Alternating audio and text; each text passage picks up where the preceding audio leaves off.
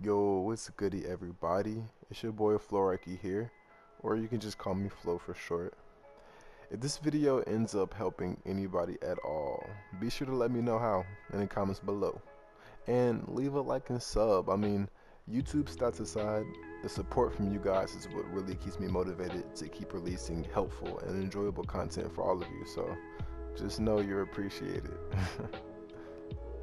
Now, today we're going to be talking about what deadzone is, why deadzone is important, and how to best adjust your deadzone.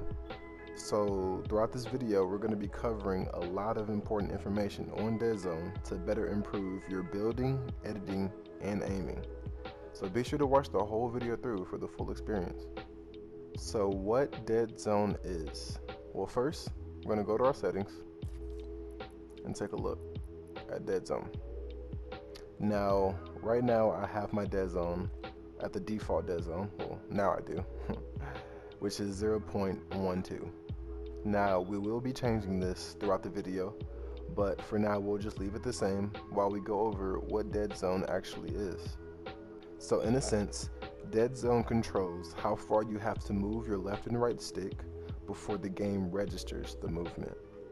For example, if you turn the deadzone all the way up, which is 0.95, you'll have to push or pull, in this case the left stick, as far as possible to even begin moving. Now, you wouldn't want your deadzone to be at max because usually people's reaction/response time is quicker than this. Meaning, by the time you expect a movement to be made, it wouldn't have actually happened yet because you're still in the process of pushing or pulling the sticks to the correct deadzone for the game to even register the movement. And the same concept even applies for the minimum deadzone. So if you have it this low and you have a certain reaction time, then by the time you expect something to happen, it would have actually already happened, which would disrupt the flow, wink wink, of what you're doing at that moment. Now, I know deadzone isn't directly related to reaction time rather than stick sensitivity, but you have to think about what you're used to. You're likely not used to having to push or pull the stick all the way just to have your character slightly move, or even barely moving your sticks to have your character run.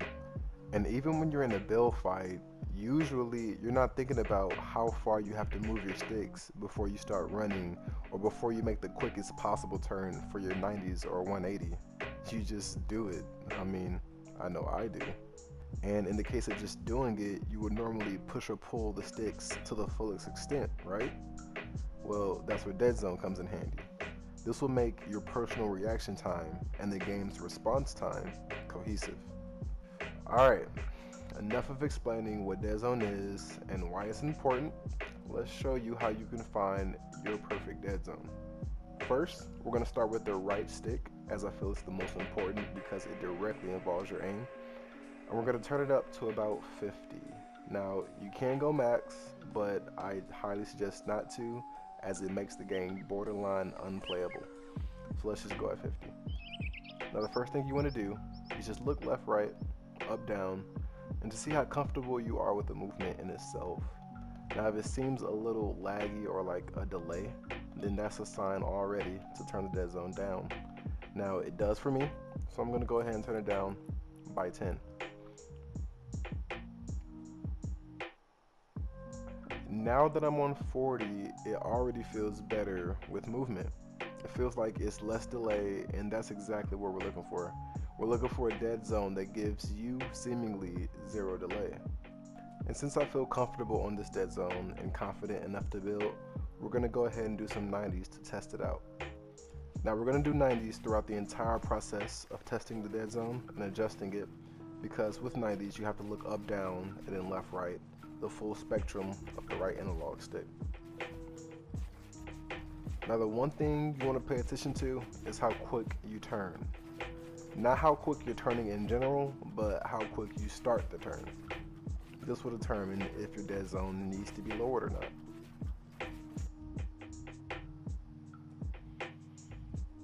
Now, I suggest you guys lower the deadzone in increments of 10 all the way until the point where you feel like the delay is completely gone. And then at that point, you want to lower the deadzone in increments of 1, even if you feel like you're done. This will ensure you to get the most precise deadzone possible, and I guarantee you will feel the delay get shorter and shorter within each increment.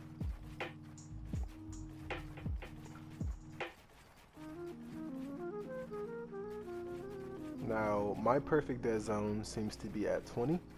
Yours may vary, may be higher or lower depending on your reaction time and perception on delay, but mine seems to sit just fine at 20. And now for the left stick. Now, the left is nowhere near as important as the right because it doesn't directly involve your aiming, but your movement does coincide with your aiming when it comes to strafing or even trying to position yourself on a structure or build.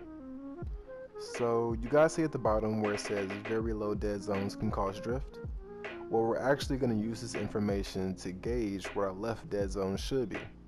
Since we know the left isn't as important as the right because it doesn't directly correlate with aiming, then we can freely make this as low as possible for the least amount of delay without drift occurring. So let's just turn the dead zone all the way down. So for this, all you gotta do is just tap the left stick, left or right, and see if your player starts moving by itself like that. If so, just go back to the dead zone and turn it up by 1. And we're gonna keep repeating this process until the player does not move by itself. You can see it's doing it again, so we're gonna turn it up. Now, depending on how new your controller is, depends on how low your dead zone can be. If your sticks are not worn out, like mine are, then you can have a way lower dead zone. Not way lower, but it'll be lower than a worn controller's dead zone. So my character stopped drifting on a 0.11 dead zone, but like I said, depending on how new your controller is, depends on how high or low your dead zone can be before your character stops drifting. But that is all I have for you guys today when it comes to dead zone adjustments. I have an aim training map if you guys want to practice your dead zone with aiming instead of building. However, I don't have a code for it yet. Epic is making all creators acquire 1,000 subs or followers on any social media. So help your boy out to get that code out there. And if you want to check out the map, I'm going to leave a video link in the description of a showcase that I've done. And it's also on my channel if you want to just go click on it.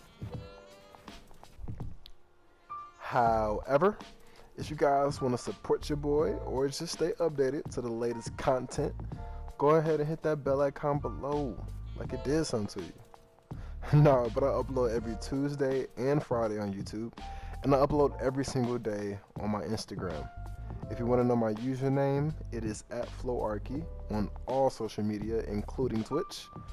I don't have a live streaming schedule just yet, but soon to come. Other than that, I love everybody watching this video. You are appreciated. Bye bye.